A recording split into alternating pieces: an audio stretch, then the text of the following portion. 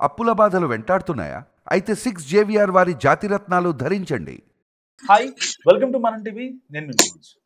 పర్టికులర్గా బంగారం అంటే మన ఇండియాలోని ప్రతి ఆడవాళ్ళకి చాలా అసలు ఇష్టమైంది. ఏదైనా సరే బంగారం కావాలని అంటారు. ప్రతి వాళ్ళ బర్త్డే కావచ్చు, పెళ్లి రోజులు కావచ్చు, ఏదైనా సరే బంగారం తీసుకుంటారు. అలాంటి బంగారం విషయంలో అంత పెద్ద మార్కెట్ ఉంటుంది ఇండియాలో. సో ఇప్పుడు తూనికల విషయం కావచ్చు, బంగారం విషయంలో కావచ్చు, చాలా డౌట్స్ వస్తున్నాయి. లేదు పలానా షాప్లో తీసుకున్నామనో, లేదంటే బంగారం రేటు పెరిగిద్దేమోనో. సో ఇలాంటి స్పెక్యులేషన్స్ అనమాట. మాట్లాడదాం. మనతో పాటు ప్రముఖ అడ్వకేట్ రజనీ గారు ఉన్నారు. నమస్కారం మేడం. నమస్తే అండి. ఏంటి మేడం, ఈ బంగారం గురించి చాలా మందిలో సామాన్యుల్లో ఒక రకమైన డౌట్ వస్తుంది.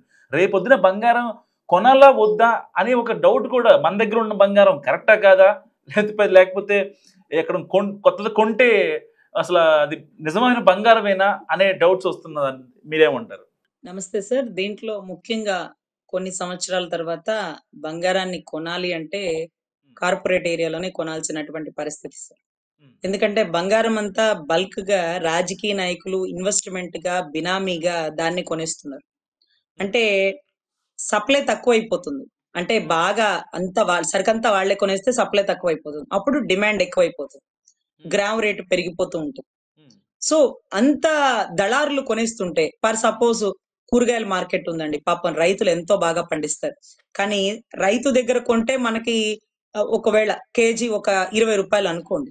దళారులు బల్క్ గా రైతు దగ్గర నుంచి 10 రూపాయలకో 12 రూపాయలకో కొనేస్తున్నారు. మన దగ్గరకు వచ్చేటప్పటికి అంత సరికంతా వాళ్ళ దగ్గర పెట్టేసుకుంటున్నారు కదా. చచ్చినట్టు మనకి 40 రూపాయలు అంటే 40 రూపాయలకే మనం కొనుక్కుంటాం. సో దళారుల దగ్గర స్టాక్ ఆగిపోతుంది. కంసాలి దగ్గర నుంచి అసలు కొన్ని సంవత్సరాల తర్వాత మనం కంసాలి అనే వాళ్ళని చూడలేము. ఎందుకంటే కంసాలిని అందరినీ వాళ్ళు కబ్జా చేసేస్తారేమో. అలాంటి పరిస్థితులు.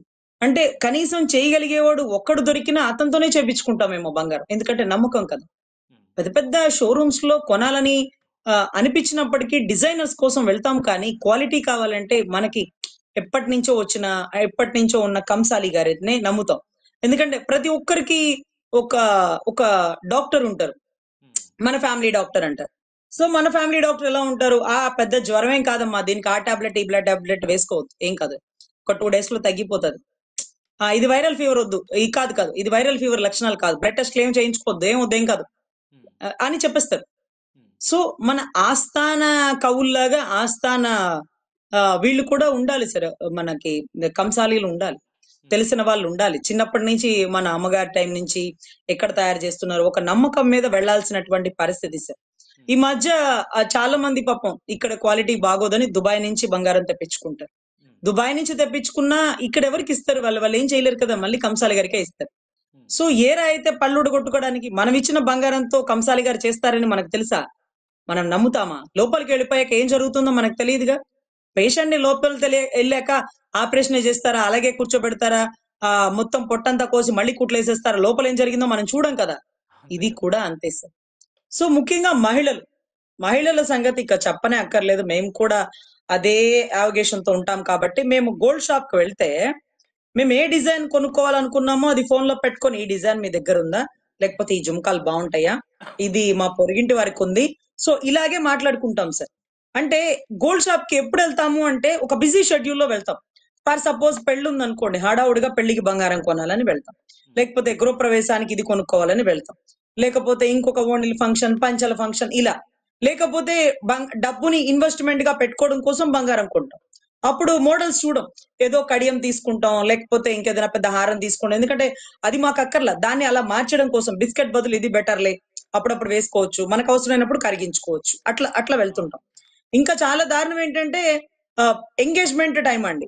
సపోజ్ మా ఎంగేజ్మెంట్ అప్పుడు మా హస్బెండ్ నేను ఇద్దరం గోల్డ్ షాప్ కి వెళ్ళాం సార్, ఎంగేజ్మెంట్ రింగ్ పెట్టడానికి. పాపం మా అమ్మగారు చెప్పారు లక్ష్మీదేవి ఉంగరం తీసుకో అని. పాపం అక్కడికి వెళ్ళాక అప్పటికి ఎంగేజ్మెంట్ కూడా అవ్వలేదు, పెళ్లి చూపులైంది. ఎంత మనకి పెళ్లి కొడుకుని చూడాలని తప్పన పడుతుంటాం. వెళ్ళి ఉంగరం వినాయకుడిది, అసలు కనీసం నా చేతికి పెట్టిన ఉంగరం లక్ష్మీదేవిది కాదు, వినాయకుడిది అన్న విషయం కూడా నాకు తెలియదు. ఎందుకంటే మన కాన్సన్ట్రేషన్ అంతా పెళ్లి కొడుకు మీదే ఉంటుంది. ఇది బాగుంటుంది, నీకు ఈ డిజైన్ బాగుంటుంది, ఈ మోడల్ బాగుంటుంది, సరేనండి. నేను పెట్టనా అంటే, వద్దులేండి అంటాం. అప్పుడు కంసాలి అంటే ఇక్కడ పట్టుకున్న గోల్డ్ వాడు పట్టుకోవచ్చు కానీ నేను పట్టుకోకూడదా చెయ్యి? ఒకసారి పెట్టి చూస్తానంటాడు. సరే పెట్టాడు, చూసాడు. ఆఖరికి ఇంటికొచ్చాక మా అమ్మగారు చూసి లక్ష్మీదేవిది కూర్చున్న లక్ష్మీదేవా? నుంచున్న లక్ష్మీదేవా? అంటే అసలు లక్ష్మీదేవే కాదు అది వినాయకుడు. అదేంటి నువ్వు చూడలేదా అంటే, నేనెక్కడ చూసినా నేను అబ్బాయిని చూడడమే సరిపోయింది. ఉంగరమే చూడలే. అసలు ఏ దేవుడి బొమ్మే చూడండి. మీరడుగుతారు గోల్డ్‌లో క్వాలిటీ ఉందా? క్వాంటిటీ ఉందా? అని మాకేం తెలిసిద్ది సార్? అసలు అట్లా ఉంటాయి వాతావరణాలు. అది అసలు ఒక బెస్ట్ ఎగ్జాంపుల్ అన్నమాట. ఇంటికొచ్చాక మా నాన్నగారిని కూడా తిట్టేసారు మా అమ్మగారు. మీరేం చేస్తున్నారు పక్కన అని. ఏమో వాళ్ళిద్దరూ మాట్లాడుకుంటే మధ్యలో మనమేం మాట్లాడతాం? నేను మాట్లాడలేదన్నారు. అసలు కనీసం సెవరి కొన్నామా? అరసెవరి కొన్నామా? ఏ వస్తువు కొన్నాము? ఏ దేవుడి బొమ్మ? వినాయకుడు కూర్చునుందా? అభయం ఇస్తుందా? ఇవన్నీ చెప్తే ఏమీ చూడలేదు సార్. అంటే ఎటువంటి పరిస్థితిలో వెళ్తుంటామంటే గోల్డ్ షాప్‌కి కంగారుగా వెళ్తుంటాం. ఏదన్నా హడావుడిగా వెళ్తున్న పరిస్థితులే. సరే ఆ తర్వాత క్వాలిటీ అంటారా? నేను అప్రైజర్ వర్క్ చేసినాను సార్. ఒక బ్యాంకుల్లో, సొసైటీలో తర్వాత ముత్తూట్ లాంటి దగ్గర కూడా నేను గోల్డ్ అప్రైజింగ్ వర్క్ చేశాను. నేను అంటే బ్యాంక్ స్టాఫ్‌లో ఉన్న ప్రతి వ్యక్తి గోల్డ్ అప్రైజర్‌గా కూర్చోవాలి. సో నేనక్కడ కూర్చున్నప్పుడు ఆ వర్క్ నేర్చుకున్నాను. ఒక బంగారం ఒక చిన్న అది గాజు కావచ్చు, రింగ్ కావచ్చు, బ్రేస్లెట్ కావచ్చు ఏదైనా. ఒక 6-7 మంత్స్ లో దాని వెయిట్ ఒక 2 గ్రామ్స్ తగ్గే అవకాశం ఉందంటారా? ఒక 10 గ్రామ్స్ కి సరే. అదే ఈ మధ్య కాలంలో నేను విన్నాలండి. సంవత్సరానికి 1 గ్రాము తగ్గిపోతుందని ఎవరో చెప్పినారు. అవంతా జరిగితే అసలు ఆడవాళ్ళని ఒప్పుకోము సార్. అసలు గోల్డ్ షాపుల మీదకెళ్ళి తగాదాలు పడేసి చీపిరి చాటా పట్టుకొని వెళ్ళిపోతాం సార్. మేమెక్కడైనా ఊరుకుంటాం కానీ బంగారం దగ్గర అసలు భర్తలతోనే పోట్లాడే ఆడవాళ్ళు సార్. కొంటావా లేదా? ఆ వదిన గారికుంది మీరు అది కొంటారా లేదా? మా అత్తగారికుంది కొంటారా లేదా? అని పోట్లాడతారు. అసలు సంవత్సరానికి గ్రాము తగ్గిపోతే ఇంకా మేము స్నానాలు చేసి సబ్బులు పెట్టి రుద్దితే పోతే ఎట్లా సార్? సార్ ఇది ఏదన్నా యాసిడ్ టెస్ట్ లోనో లేకపోతే వాళ్ళ దగ్గర వాళ్ళు కడిగే కెమికల్ లోనే గోల్డ్ తగ్గుతది సార్. ఎందుకంటే పెద్ద పెద్ద విగ్రహాలు కూడా ఉంటాయి. దేవుడి విగ్రహాలు. అవన్నీ నిత్యం అభిషేకాలు జరుగుతుంటాయి. నీళ్లు పోస్తేనో, తుడిస్తేనో, కడిగితేనో ఆ బంగారం పోతుంది, కరిగిపోతుంది అంటే అది పిచ్చి మాటలు. ఎందుకంటే ఏదో ఒక ఐసేవరిలో ఉన్న వస్తువు దగ్గర కాబట్టి 6 గ్రాములు పోయిందని మీరు చెప్తున్నారు. ఆ సంవత్సరానికి గ్రాము తగ్గిందనేసి. అదే 10 గ్రాముల వస్తువులో సంవత్సరానికి 6 గ్రాములు తగ్గిపోతే 4 గ్రాములతో ఏం వస్తువు ఉంటుందండి? సో ఒకటి సార్ నేను అప్రైజింగ్ వర్క్ నేర్చుకున్నప్పుడు నేను ఒక ఐటెమ్ ఎవరైనా ఇచ్చేవాళ్ళు సార్. నేను దాన్ని రబ్ చేసేదాన్ని. రబ్ చేసినప్పుడు దాని మీద యాసిడ్ పోసేదాన్ని. యాసిడ్ పోసేదాకా దాంట్లో వచ్చే కలర్ షేడ్‌ని బట్టి బంగారం క్వాంటిటీ ఎంతో అక్కడ రాసుకునేదాన్ని. దాన్ని బట్టి అతనికి గోల్డ్‌కి గ్రాముకి ఇంతే వస్తుంది సార్, ఇంత వస్తుంది సార్ అని చెప్పేదాన్ని. మా మేనేజర్ ఏం చేసేవాడు దాని మీద 916 ఉండేస్తే వచ్చిన ఎవరైతే ఓనర్ ఉంటారు కదా! ఆ బంగారానికి ఓనరు ఒక కస్టమర్. ఆ కస్టమర్ పాపం బాగా తెలిసుంటది మేనేజర్ గారికి. రజనీ గారు అతను రెగ్యులర్ కస్టమర్ పాపం చాలా మంచాయన. ఆయన బంగారం ఏం టెస్ట్ చేయకండి. ఆయన పెద్ద పెద్ద షోరూమ్స్ లోనే కొంటారు. అంతా 916 ఉంటది. హాల్ మార్క్ చూసేయండి టెస్ట్ చేయకండి అన్నారు. అదేంటి సార్ నేను హాల్ మార్క్ చూసినా టెస్ట్ చేస్తాను. అన్నా లేదు మీరు అలా చేస్తే ఎట్లాగా గ్రామ్ కింద ఇస్తాం. అలా ఎలా ఇస్తాను నేను టెస్ట్ అయింది నేను డబ్బులు శాంక్షన్ చేయను సార్. నేను సంతకం పెట్టాలి కదా! అని పొట్లాడేదాన్ని. అప్పుడు మేనేజర్ అంటాడు, "ఈ అమ్మాయి ఇంతే సార్ వినదు. మీరు రేపు రండి. రేపు కౌంటర్‌లో ఇంకొకళ్ళు కూర్చుంటారు. ఈ అమ్మాయి రేపు క్యాష్ కౌంటర్‌కి వచ్చేసిద్ది. అప్రైజింగ్ ఇంకోళ్ళుంటారు. నేను మీకు ఇప్పిస్తానని" పంపించేవాళ్ళు. అప్పుడు వెళ్ళేటప్పుడు ఆ కస్టమర్ అన్నాడు, "ఏమైద్దమ్మా నువ్వు 916 ఉంది కదా! ఇచ్చేయొచ్చు కదా!" "నేను ఇవ్వను సార్. నేను 916 నమ్మను. నన్ను నేనే నమ్ముకుంటా. నేను రుద్దాలా? రుద్దిన దాని మీద యాసిడ్ పోయాలా? దాంట్లో వచ్చితేనే బంగారం లేకపోతే నమ్మనంట." రెండో రోజు కూర్చున్నాడు. అప్రైజర్‌గా ఒకతను కూర్చున్నాడు. కూర్చున్నప్పుడు రబ్ చేయలేదు, ఏం చేయలేదు. గ్రామ్ కింతని ఇచ్చేసినాడు. తర్వాత ఒక 1 ½ మంత్ తర్వాత మాకు ఇన్వెస్టిగేషన్ రిపోర్ట్ వాళ్ళొస్తారు. అంటే ఆ గోల్డ్ టెస్ట్ చేయడానికొస్తారు వాళ్ళు. లాకర్‌లో ఉండే గోల్డ్. వాళ్ళు మొత్తం టెస్ట్ చేసినప్పుడు ఈ కస్టమర్ ఇచ్చిన బంగారం క్వాలిటీ తక్కువది. దీని గ్రామ్‌కి సపోజ్ అప్పుడు ఒక గ్రామ్ 5,000 ఉందనుకోండి. దానికి మన బ్యాంక్ మేనేజర్ గారు 4,000 చిల్లర అట్లా ఇచ్చేసినవాడు. 4,000 ఇచ్చేవాళ్ళేమో. అయితే నేనన్నాను దానికి అంత రాదు సార్ 2,500 ఇవ్వండి, 3,000 ఇవ్వండి చాలా ఎక్కువ అదే ఎక్కువ. సగానికి పైన ఇస్తే ఎలాగా? ఇంత లేదు క్వాలిటీ లేదు. ఇదిగో టెస్ట్ చేస్తుంటే క్వాలిటీ రావట్లేదు అని చెప్పినా వినలా. సో తర్వాత తెలిసింది వాళ్ళ బండారం. సో ఇట్లాగా చాలా చోటల 916 అని చూడగానే క్వాలిటీ. 916 అయితే చూసే పనే లేదు. అనేది ఒక బ్రాండ్ పడిపోయింది సార్. 916 అంటే 91%, 91.6% బంగారం ఉంది. మిగతా కాస్త మాత్రమే రాగి, వెండి కలిపినారని దానర్థం. అయితే రాగి కలిపితే బంగారం పచ్చగా ఉంటది. వెండి కలిపితే బంగారం తెల్లగా ఉంటది.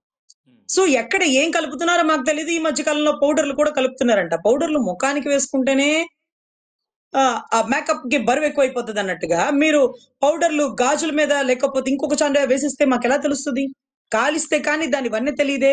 ప్రతి వస్తువును కాల్చుకుంటామా? ఇంకా దారుణం ఏంటంటే సార్, మేమేదైనా ఐటెమ్ అమ్మేటప్పుడు మా స్టోన్స్ ఖరీదు చాలా తక్కువేసేస్తారు. వాళ్ళేదైనా కొనుక్కున్నప్పుడు వాళ్ళ దగ్గర కొనుక్కున్నప్పుడు స్టోన్స్ ఖరీదు ఇంతంటారు. ఆ స్టోన్స్ వెయిట్ ఇంత ఉందంటారు. అది మాకు ఎలా తెలుస్తుంది? దాంట్లో స్టోన్స్ అని ఇప్పేసి మీరు వెయిట్ వేసి బంగారం వెయిట్ వేసి ఇప్పుడు స్టోన్స్ వెయిట్ మళ్ళీ కలుపుతున్నాం అని వేస్తారా? లేదు కదా.